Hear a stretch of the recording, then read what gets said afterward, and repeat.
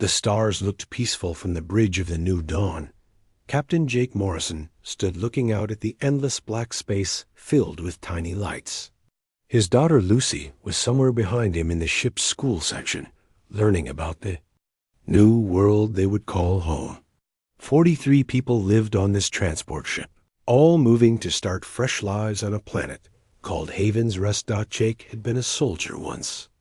He fought in 3 wars before he became a ship captain. The scars on his hands told stories of battles and tough times. But those days were over now. He was just a father taking his little girl to a better place. The alarm started screaming at exactly 14:32 ship time. "Captain, we have a problem," called out Danny Walsh from the radar station. His young face was white with fear. "Something big just appeared on our sensors. It's huge, sir." Jake ran to the main screen. What he saw made his blood turn cold. Ship 10 times bigger than the new dawn hung in space ahead of them. It was shaped like a knife, all sharp edges and dark metal. Strange lights pulsed along its sides like a heartbeat. "Try to talk to them," Jake ordered. His voice stayed calm even though his heart was racing. "Send the standard greeting message." Danny's hands shook as he worked the controls. "I'm sending it now, Captain. All standard frequencies." They waited. The alien ship got closer. Jake could see smaller ships coming out of it like angry wasps from a nest. His military training kicked in, and he started counting them. 12 small attack ships, all moving toward the new dawn. "Captain Morrison," a voice came through the speakers. It sounded wrong, like someone trying to speak with a mouth full of rocks. "This is Commander Veltar of the Zephyrian Research Division. Prepare for boarding." Jake felt his hands make fists. "This is Captain Narration of the human transport ship New Dawn. We are peaceful civilians heading to a colony world. We have no weapons and pose no threat." "We know what you are," the rocky voice replied. "Your cooperation will make this easier for everyone." The first explosion hit the engine room. The ship shook like a toy in angry hands. Jake grabbed the wall to stay standing. All around the bridge, red lights started flashing, and alarms screamed warnings. "They hit our engines," shouted Engineer Carol Briggs from her station. "We can't run, Captain. We're dead in space." Jake hit the ship-wide communication button. "All hands, this is the captain. We are under attack by unknown aliens. Follow emergency procedures. Protect the children at all costs." He thought about Lucy. She would be scared. All the kids would be scared. Jake had promised to keep them safe, and now he was failing already. The aliens cut through the ship's hull like it was made of paper. Jake heard the sound of metal screaming and air rushing out through holes. Emergency doors slammed shut to keep the ship from losing all its air. "Captain, they're inside," reported Security Chief Bill Murphy over the radio. His voice was tight with stress. "Deck 3, Section 2. They're heading for the school area." Jake's heart stopped. The school area, where Lucy was. "All security teams, protect the children," he ordered. "Everyone else, get to the emergency stations." Jake ran through the corridors of his ship. He had to get to Lucy. He had to protect his little girl. Other crew members ran past him, some carrying weapons, others helping scared passengers. Aliens were tall and thin, with gray skin that looked like old leather. They wore dark armor and carried weapons that shot beams of blue light.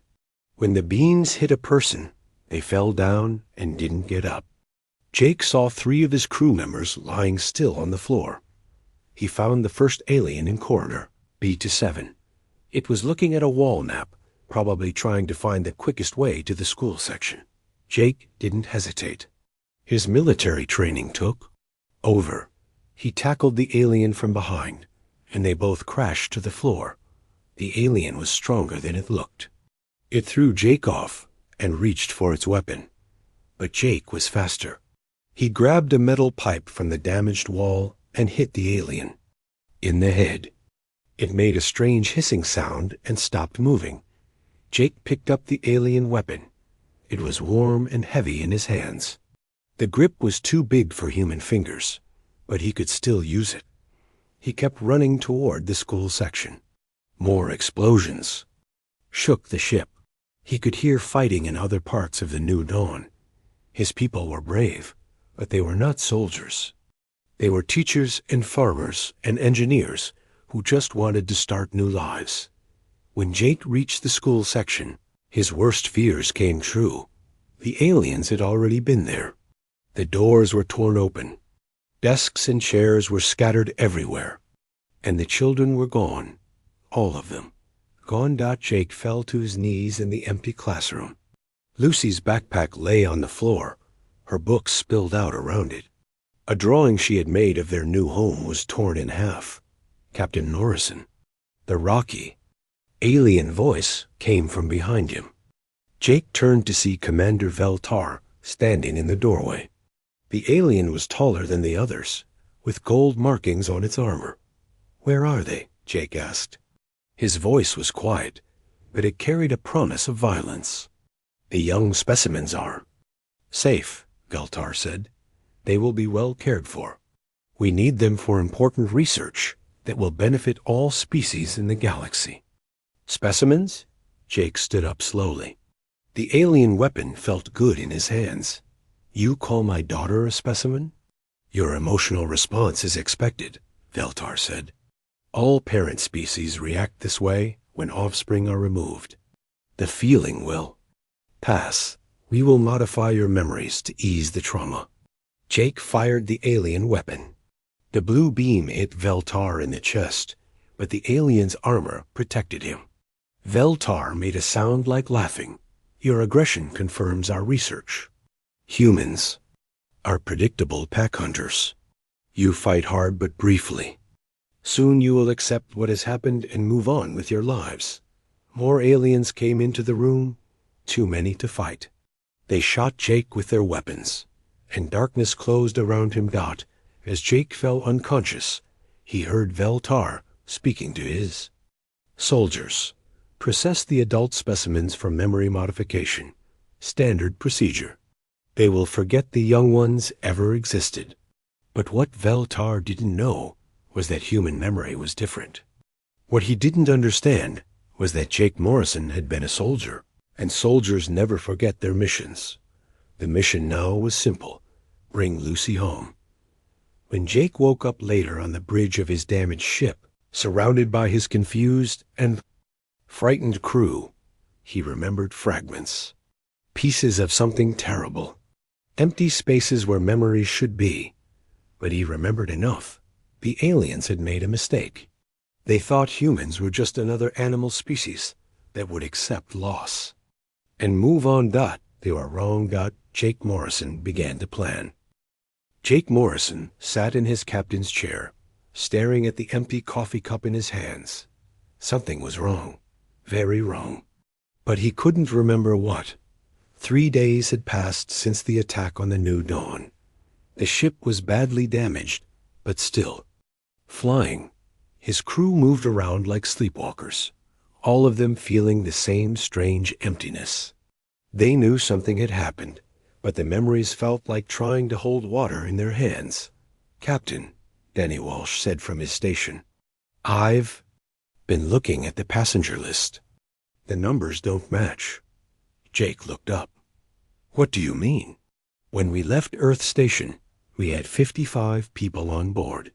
Now we have 43, but I can't remember who's missing." The coffee cup slipped from Jake's hands and crashed to the floor. 55 people. He remembered counting them before they left. Teachers, families, children. Children. "Danny, pull up the school records," Jake said quickly. "Who was enrolled in the education program?" Danny's fingers moved over his controls, but then he stopped. His face went pale. "Captain, there are no school records, but we have a teacher on board. Carol Briggs is listed as both an engineer and a teacher. Why would we need a teacher if there are no children? The pieces started coming together in Jake's mind like a puzzle made of pain. Empty rooms that should have been full. A teacher with no students. 12 missing people who felt like ghosts in his memory. Jake stood up fast. Get Dr. Amanda Price up here, now. Dr. Price arrived 5 minutes later. She was the ship's doctor and their expert on alien biology. Her face looked tired and confused, like everyone else on the ship. Amanda, I need you to scan my brain, Jake said. I think someone has been playing with our memories. Dr. Price set up her medical scanner in the captain's ready room. The machine hummed as it looked inside Jake's head. What it found made her gasp. Captain, there are marks all over your brain. Burn patterns in the memory sections. Someone used advanced technology to damage specific memories. She looked at the readings again. This is surgical precision. They targeted exact memories and burned them out. Can you fix it? I can try to work around the damage. It might bring back some memories, but it could also be very painful. Jake didn't hesitate. Do it. The procedure felt like fire in his head. Jake gripped the sides of his chair as Dr. Price worked to reconnect damaged pathways in his brain. Images flashed through his mind like lightning.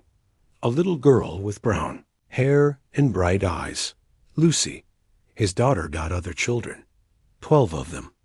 Tommy Chun, age 9. Sarah Miller, age 11. Bobby Watson, the shy kid who loved books. All of them gone. And then he remembered the aliens. Gray skin, rocky voices, and the terrible words. The young specimens are safe. Jake screamed. When the pain stopped, Jake was crying. Dr. Price held his shoulder as the memories came flooding back. Lucy's laugh. The way she hugged him every morning. Her drawings of their new home. All of it stolen from him. They took our children, he whispered. The aliens took our children, and they tried to make us forget. Dr. Price had tears in her eyes, too. I remember now. My nephew Kevin was on this ship. He's only 8 years old. Jake wiped his eyes and stood up. The emptiness in his chest was gone, replaced by something much more dangerous. Cold, focused anger. Can you fix the others? I think so. But Captain, what are we going to do? We're just a transport ship. We don't have weapons or an army. Jake smiled, but it wasn't a kind smile. Amanda, you're thinking like a civilian. I'm thinking like a Marine. Over the next few hours, Dr. Price worked to restore memories throughout the ship. Not everyone could be fully healed. The alien memory technology had done too much damage to some people, but enough remembered. Enough to matter. Engineer Carol. Briggs remembered her classroom full of eager students. Security Chief Bill Murphy remembered teaching the older kids basic self-defense. Cook Martha Lewis remembered making special meals for children with allergies. Each person who remembered became a small flame of anger. Together, they became a fire. Jake called a meeting in the main cargo bay. All 43 surviving crew and passengers gathered. Some were crying, some were angry. All of them wanted their children back. We have a choice, Jake told them. We can report this to Earth authorities and hope they can help. That could take months or years. The authorities might decide it's too dangerous to go after the aliens. He paused and looked at each face in the crowd. Or we can go get our kids ourselves. How? Asked Danny Walsh. We don't even know where they are. Jake held up a small device. He had taken from the bridge. This is alien technology. Our engineer friend Ron Baker has been studying it for 3 days. Ron, tell them what you found. Ron Baker was a quiet man who usually only spoke about machines and electronics, but now his voice was clear and strong. This device has navigation data in it, not just where they came from, but their entire communication network. Supply routes, base locations, everything. The crowd started talking excitedly, but Jake held up his hand for quiet. It won't be easy. We're not a warship. We're a transport with broken engines and no weapons. But we have something the aliens don't understand. What's that? Asked Dr. Price. We're human, and humans don't abandon their pack. Over the next week, the new dawn became something different. The cargo bays were converted into workshops. The passenger areas became planning rooms. Everyone had a job. Coral Briggs used her engineering skills to fix the engines and make them run quieter.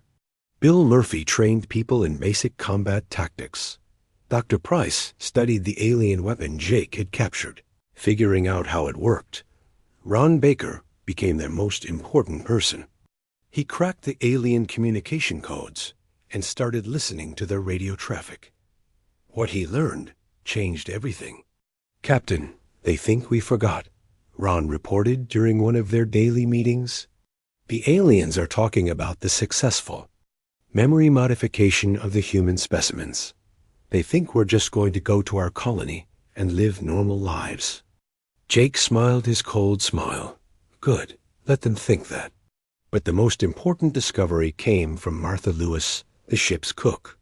She had been studying the alien records of other species they had taken children from.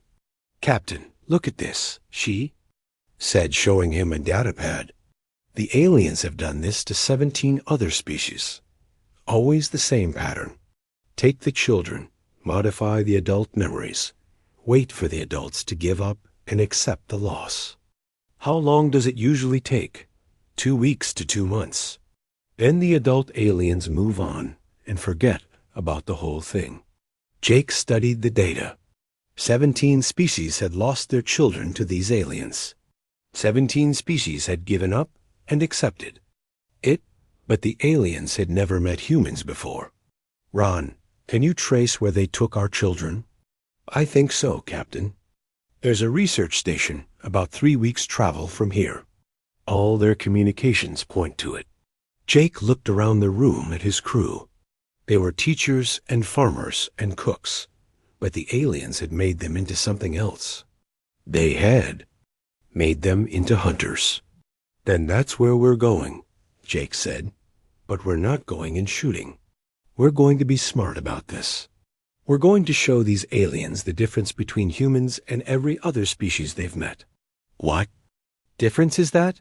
Asked Danny. Jake's smile got colder. Other species hunt with claws and teeth. They're loud and obvious and easy to predict. But humans? Humans hunt with our brains. We plan, we watch, we wait, and we never, ever give up. The new dawn changed course, heading toward the alien research station.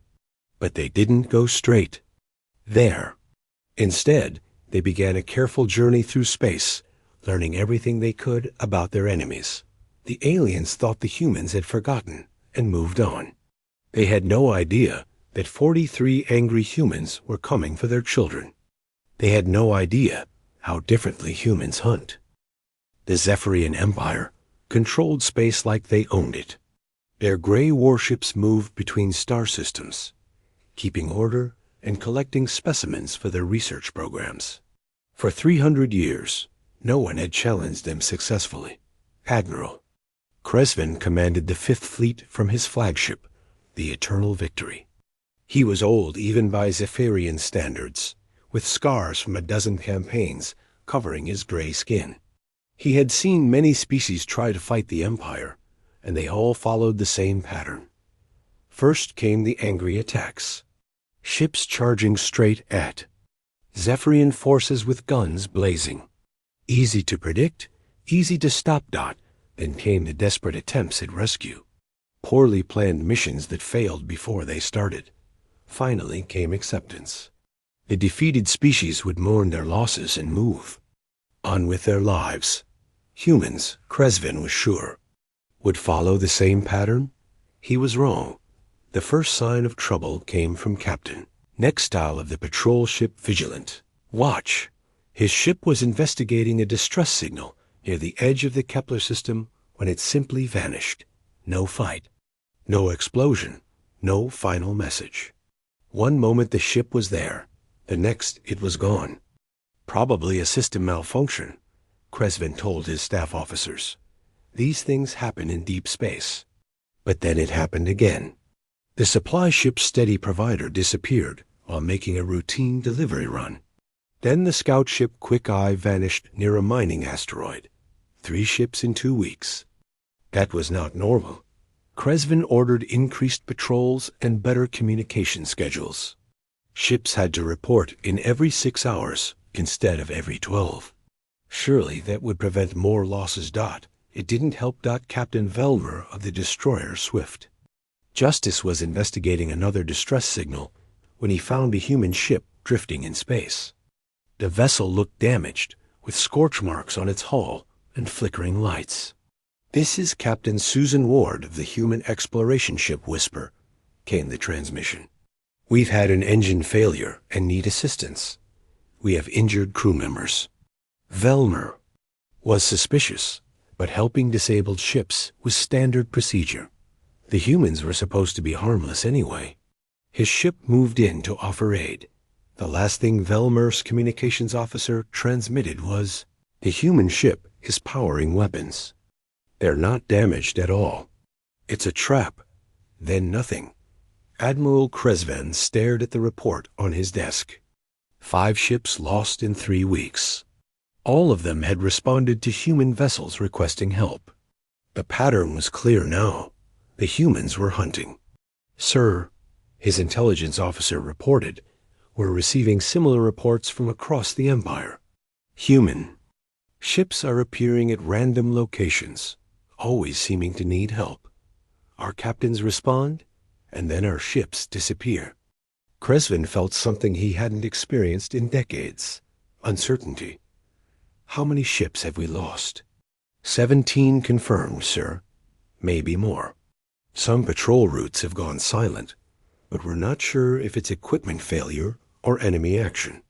17 ships. The humans were supposed to be grief-stricken parents who would give up after a few angry attempts at rescue. Instead, they were systematically destroying Zephyrian forces across multiple star systems. "What do we know about human military capabilities?" Cresvin asked. His tactical officer pulled up a file. "According to our research division, humans are pack hunters who rely on emotional responses and direct confrontation. They should not be capable of coordinated strategic operations." Cresvin looked at the map showing where his ships had vanished. The locations formed a clear pattern, like a net closing around the Empire's outer territories. "Our research division was wrong," he said quietly. Meanwhile, 3 star systems away, Captain Susan Ward was preparing for her next hunt. The Whisper looked like an ordinary exploration vessel, but Ron Baker had spent weeks modifying it. Hidden weapon systems, improved. Shields and engines that could outrun anything in the Zephyrian fleet. "Target approaching," reported her gunner. Pete Shaw. He used to command a defense platform, but he had volunteered for this mission when he heard about the missing children. "Zephyrian destroyer, same class as the others." Susan smiled. She had been a school principal before taking command of the Whisper. Now she was something much more dangerous. "Begin the performance," she ordered. The Whisper started transmitting a distress signal and reduced power to its engines. Fake damage appeared on its hull thanks to holographic projectors that Ron Baker had installed. The Zephyrian destroyer approached carefully. These aliens were learning to be more suspicious, but they still couldn't resist helping what looked like a disabled ship. "Human vessel, this is Captain Zeet Vow of the destroyer Righteous Hammer. Prepare to be boarded for inspection." "Thank you," Susan replied. "We really need help. Our life support is failing." The alien ship moved closer. Susan waited until it was exactly where she wanted it. "Now," she whispered. The Whisper's hidden weapons fired at point-blank range. The destroyer's shields collapsed instantly. Before the aliens could react, Susan's boarding teams were cutting through their hull. The fight inside the alien ship was quick and brutal. The Zephyrians were tough, but they weren't ready for humans who fought like they had nothing to lose. 20 minutes later, the destroyer Righteous Hammer was drifting dead in space. Its crew was unconscious, stunned by human weapons. Its computer systems were being downloaded by human technicians. "Package secured," reported Chief Murphy over the radio. "We've got their navigation data, communication codes, and supply schedules." Susan nodded. "Good work. Prep the prisoners for transfer to the holding ship." The Zephyrians weren't being killed. That would have been easy, but it wasn't the plan. Instead, they were being kept alive as prisoners. Sooner or later, the aliens would want to trade for their people. When they did, the humans would be ready to negotiate, but capturing ships was only part of the human strategy. While Susan Ward hunted destroyers, other human teams were targeting supply convoys and communication stations. Captain Lisa Hayes commanded the converted freighter Endurance. Her target was a Zephyrian supply depot that served 12 different research stations. If she could capture it, those stations would start running short of food and equipment. The depot was heavily defended, but humans had advantages the Zephyrians didn't expect. They could be patient. They could wait for the right moment. And they could think of solutions that no civilized species would consider. Lisa's plan was simple and completely insane. The Endurance approached the depot disguised as a supply ship. Lisa's crew had studied captured Zephyrian equipment for weeks, learning how to fake the right identification codes and communication protocols. Supply ship steady progress requesting docking clearance. Lisa transmitted in perfect Zephyrian language.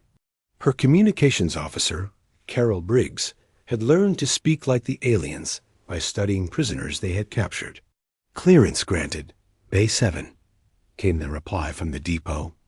The Endurance docked smoothly. Lisa's team waited inside their ship while depot workers began unloading what they thought were normal supplies. What they actually unloaded were 60 armed humans in captured Zephyrian armor. The fight for the depot lasted 4 hours. When it was over, Lisa controlled the most important supply hub in 3-star systems. She immediately began sending false orders to research stations, redirecting their supply ships to locations where other human teams were waiting. Within a week, the Zephyrian research program was in chaos. Ships were disappearing, supply lines were cut, and communication networks were failing. The Empire's outer territories had become a hunting ground where humans stalked their prey with deadly patience. Admiral Kresvan received an emergency communication from the core worlds. The Supreme Council was demanding answers. How could a primitive species of emotional pack hunters be causing such destruction? "Sir," his intelligence officer reported, "we're receiving a transmission from the human fleet. They want to talk." On the main screen, Jake Morrison appeared. He looked older than in the research files, with new lines around his eyes and gray in his hair. But his voice was calm and steady. "Admiral Kresvan. I'm Captain Morrison, representing the Human Recovery Forces. We have captured 43 of your ships and taken prisoner over 2,000 of your people. We control 6 supply depots and have destroyed your communication network in 4-star systems." Kresvan felt his blood turn cold. 43 ships. The humans had been even more successful than he thought. "What do you want?" he asked. "Our children back, all of them, alive and unharmed. If we refuse?" Jake's expression didn't change. "Then we keep hunting. We've studied your empire for 3 months, Admiral. We know where your bases are. We know your supply routes. We know which planets you need to survive." The screen showed a map of Zephyrian space. Red marks appeared on dozens of worlds, showing critical infrastructure targets. "We don't want to destroy your civilization," Jake continued. "We just want our children. But if you force us to choose between your survival and theirs, There really isn't a choice. Admiral Cresvin looked at his staff officers. They were all thinking the same thing. The humans weren't bluffing. They had already proven they could strike anywhere in the Empire at will. "I need to contact the Supreme Council," Cresvin said. "You have 24 hours, Jake replied. "After that, we start targeting your core worlds." The transmission ended, leaving the Zephyrian command staff in stunned silence. "Sir," the tactical officer said quietly, "what are your orders?" Commander Veltar stood in his research laboratory aboard the station Infinite Curiosity, watching the human children through reinforced glass. 12 young humans sat in what the Zephyrians called a comfortable observation environment. 2 human eyes. It looked like a prison with soft furniture. The children had been there for 4 months now. According to all Zephyrian research, they should have accepted their situation by now. Young specimens from other species usually became quiet and obedient after separation from their parents. But these human children were different. Lucy Morrison, the 9-year-old daughter of the transport captain, sat reading a book. She had read every book in the facility's database twice. When Veltar asked her why she wasn't sad or scared, she looked at him with calm brown eyes. "Because my dad is coming," she said simply. "You don't understand humans. We don't leave our pack behind." The other children shared her confidence. Tommy. Chun spent his time drawing maps of the station, memorizing every corridor and room. Sarah Miller had figured out the guards' rotation schedule. Bobby Watson had learned basic Zephyrian language by listening to their conversations. They weren't acting like prisoners. They were acting like scouts gathering intelligence. It bothered Veltar more than he wanted to admit. His concerns grew worse when Admiral Cresvin contacted the station directly. The old military commander appeared on the screen, looking tired and worried. "Commander, what is the status of the human specimens?" "All subjects remain healthy and cooperative, Admiral. The research program is proceeding as planned." "Good, because we have a problem. The adult humans have not accepted the memory modification as expected. Instead, they have launched systematic attacks across 3 star systems. We have lost over 50 ships." Veltar felt his skin grow cold. "That's impossible, sir. Our behavioral analysis showed that humans are predictable pack hunters. They should have made a few angry attacks and then given up." "Our behavioral analysis was wrong," Admiral Cresvin said grimly. "These humans hunt differently than any species we've encountered. They use deception, patience, and strategic thinking. They're not fighting us like animals. They're fighting US like an intelligent military force." Through the glass, Veltar saw Lucy Morrison look up from her book. The child was smiling. "Sir," Veltar said carefully, "perhaps we should consider returning the specimens. If the adults are causing significant problems, a Supreme Council has forbidden any negotiation. They believe showing weakness will encourage other species to challenge us. We must hold our position." Admiral Cresvin's image flickered as interference disrupted the communication. When it cleared, the Admiral looked even more worried. "Commander, our long-range communications are being jammed by human ships. This may be our last contact for some time. Maintain security protocols and protect the specimens at all costs." The transmission ended, leaving Veltar alone with his growing fears. Over the next 2 weeks, those fears proved justified. Supply ships stopped arriving at the station. Communication with the Empire became impossible. The Infinite Curiosity was alone in deep space, cut off from all support. Veltar's second in command, Captain Nextel, brought daily reports of their situation. Each report was worse than the last. "Sir, the humans have captured our supply convoy from the Vega system. That was our last source of food and medical supplies. How long can we maintain operations?" 2 months, maybe 3 if we reduce rations."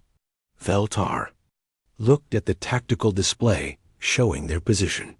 Red markers indicated where human ships had been spotted. The markers formed a complete circle around the station. They're not attacking us, he realized. They're surrounding us. Cutting. Use off from everything. Captain Nextall nodded grimly.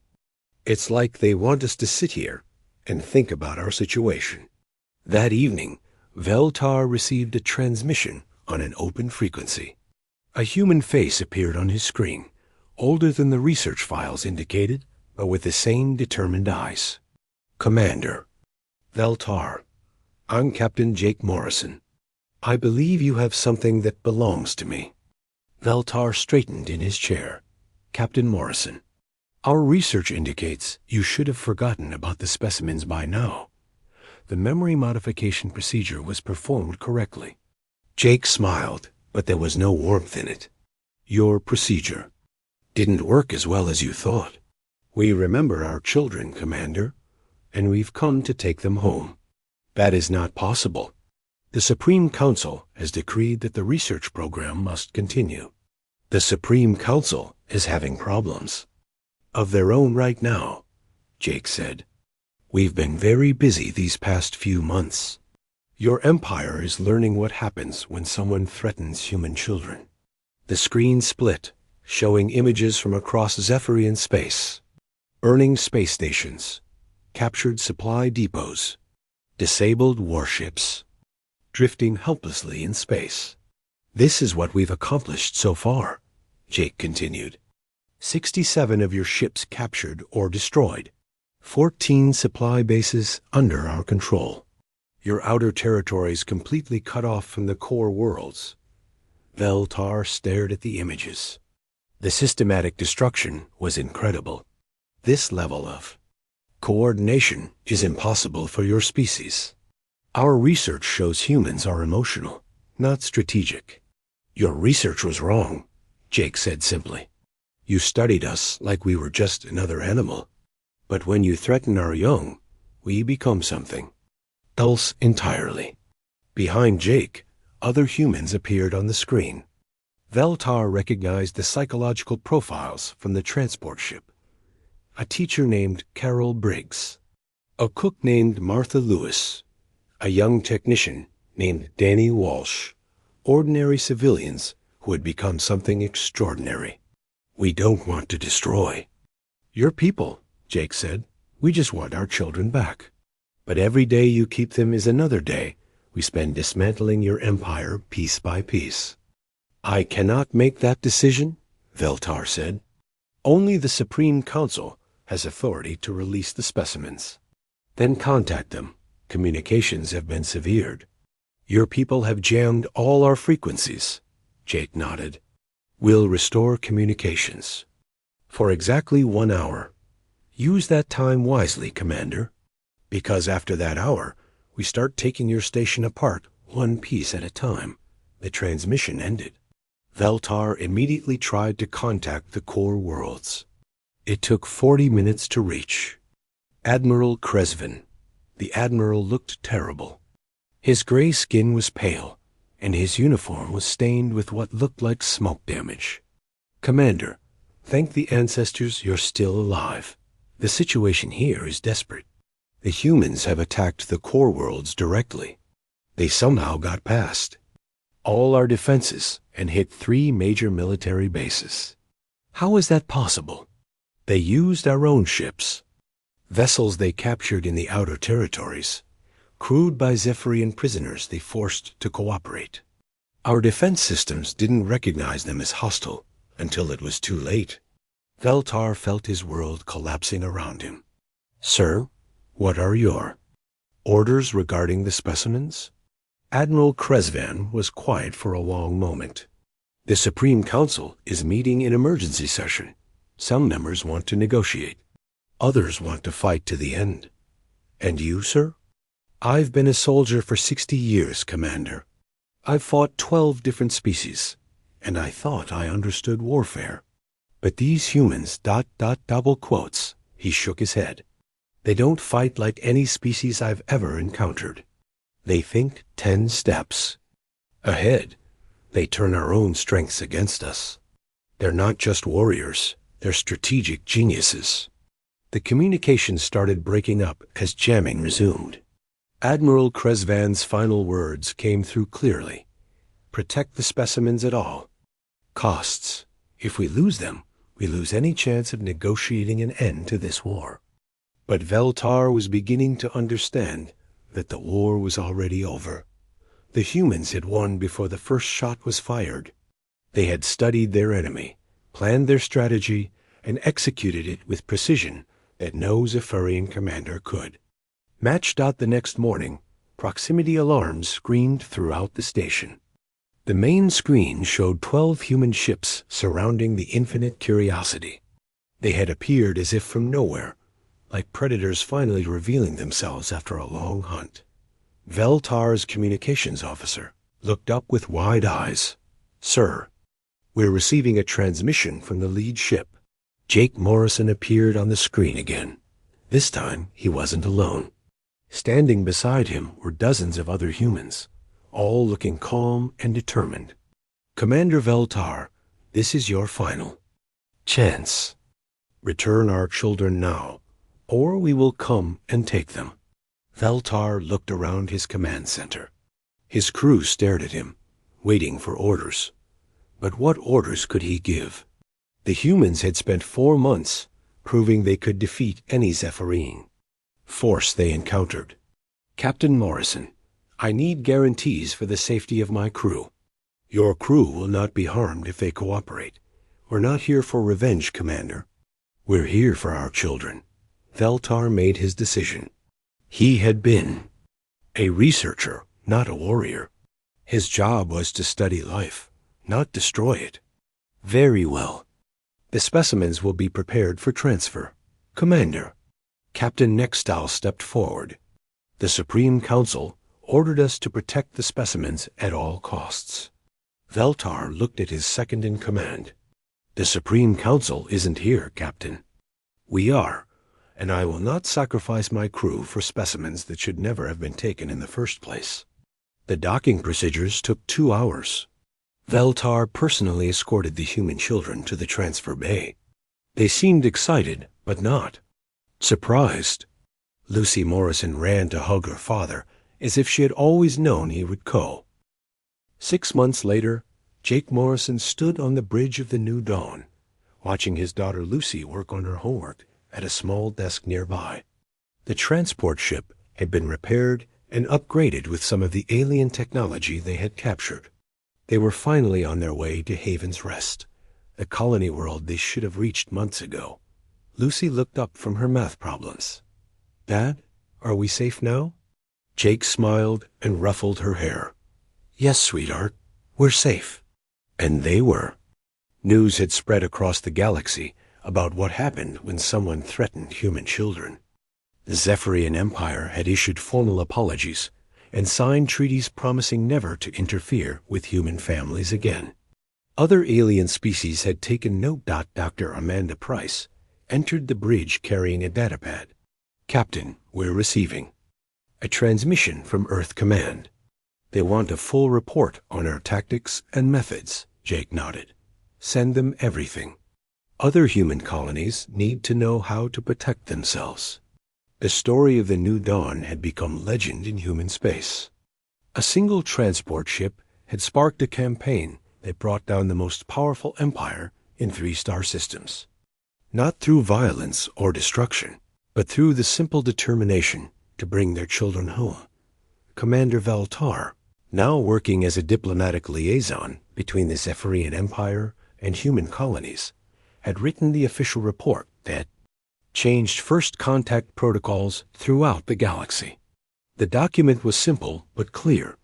Humans are apex persistence predators. Do not separate offspring from family units under any circumstances.